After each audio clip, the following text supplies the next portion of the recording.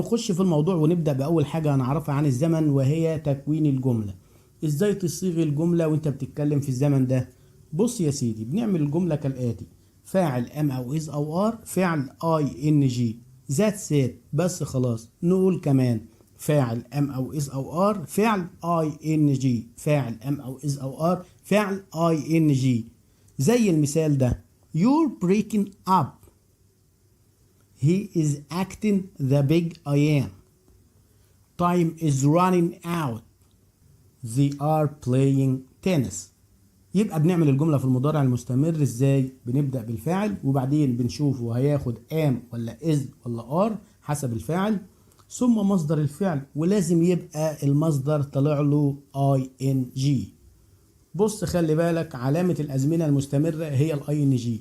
أول ما تسمع كلمة مستمر يبقى لازم تسمع ing في الفعل. يبقى علامة الأزمنة المستمرة هي verb to be و ing، زي بالظبط مع علامة الأزمنة التامة هي الverb to have مع البي بي. تعالوا نشوف أمثلة على المضارع المستمر. He is lagging behind. You're kidding yourself. امتى am وامتى is وامتى are؟ حسب الفاعل. الverb to be في المضارع 3: am و is و are. بنقسمهم كالآتي: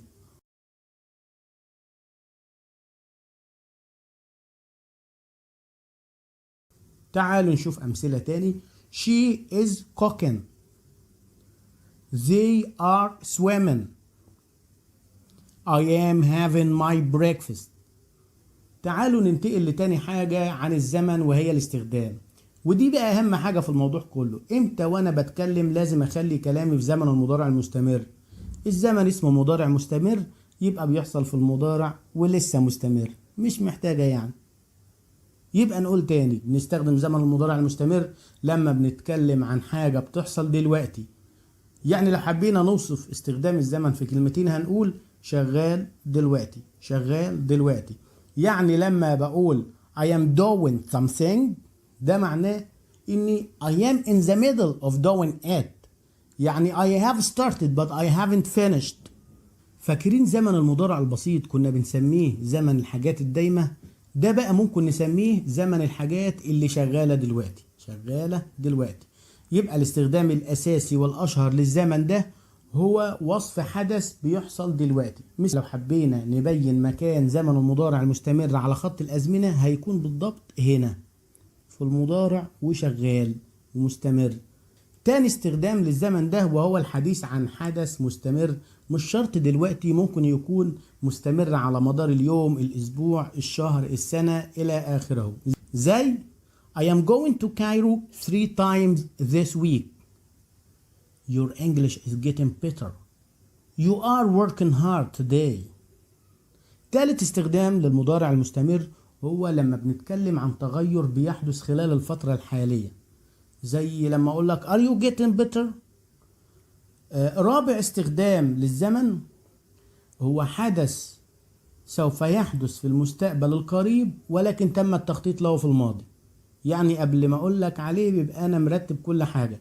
زي لو قلت لك I am buying a car next week، يبقى لما اقول لك حاجة مصاغة في الزمن ده ومعاها كلمة دالة على المستقبل او مش معاها، تفهم على طول ان الحاجة دي هتحصل في المستقبل القريب ومخطط ومرتب لها قبل ما أخبرك. نقول كمان استخدام المضارع المستمر للتعبير عن المستقبل القريب عندما يكون الحدث اللي سوف يحدث في المستقبل تم الترتيب له في الماضي، أي وضع خطة كاملة تشمل الزمان والمكان. زي مثلا كده We're traveling to Cairo next Friday. هنا حددنا الزمان والمكان، يبقى مرتب له في الماضي.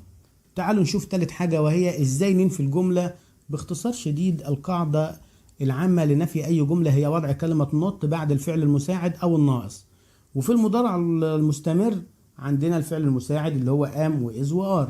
يبقى هننفيه ازاي؟ هتمسك not من ودانها وتحطها بعد am أو is أو are بس خلاص. خش على الأمثلة. Sorry, I am not following you. She is not answering her phone. طيب يلا انفي انت الجملة دي. He is driving to work. هتبقى he isn't driving to work. زي الفل. كمان جملة she is doing the dishes هتبقى she isn't doing the dishes.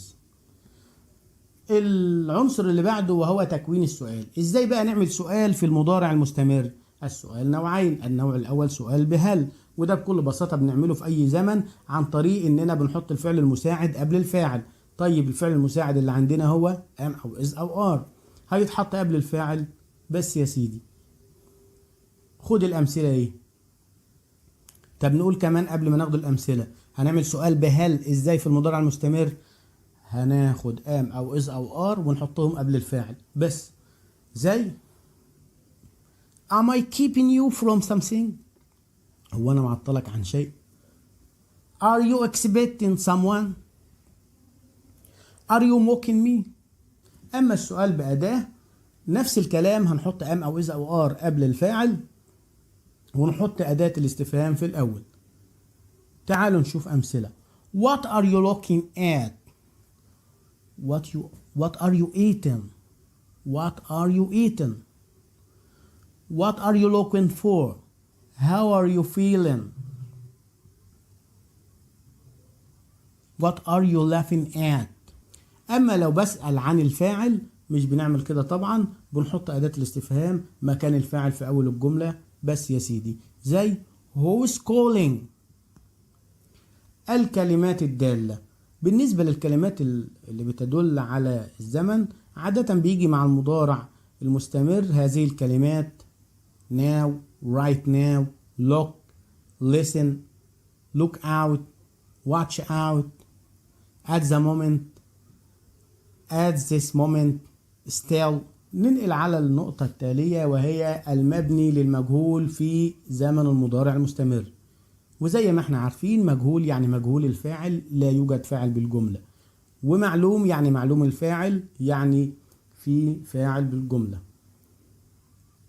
وكل زمن له صيغة أو شكل في المعلوم وشكل في المجهول. بالنسبة للزمن بتاعنا الصيغة بتاعته في المعلوم لما ببدأ بالفاعل اللي عمالين نقولها من شوية، فاعل am أو is أو are، فعل ing. طيب بالنسبة للمفعول هيبقى ازاي؟ هيبقى مفعول am أو is أو are being والبي بي. دايما في المجهول لازم تبقى الفعل الأساسي في صيغة البي بي في أي زمن. نقول تاني، هعمل المجهول ازاي في زمن المضارع المستمر؟ مفعول am أو is أو are being زائد البي بي. خش على الأمثلة. My car is being repaired. 3 videos are being recorded this week. تعالوا نراجع الزمن في 30 ثانية. أولا تكوينه فاعل am أو is أو are، فعل ing. طيب استخدامه الاستخدام الأشهر والأكثر شيوعا لوصف ما يحدث الآن، شغال دلوقتي. طب نفيه بنحط not بعد am أو is أو are. طب السؤال بنحط am أو is أو are قبل الفاعل. طب المجهول مفعول am أو is أو are being والبي بي. زي الفل. في بقى شوية ملاحظات مهمة تعالوا نلقي نظرة عليها. أولا بالنسبة لنطق الاي ان جي مش بننطق الجي، بننطق الاي والان، وننطق الان من الانف وندوس عليها شوية.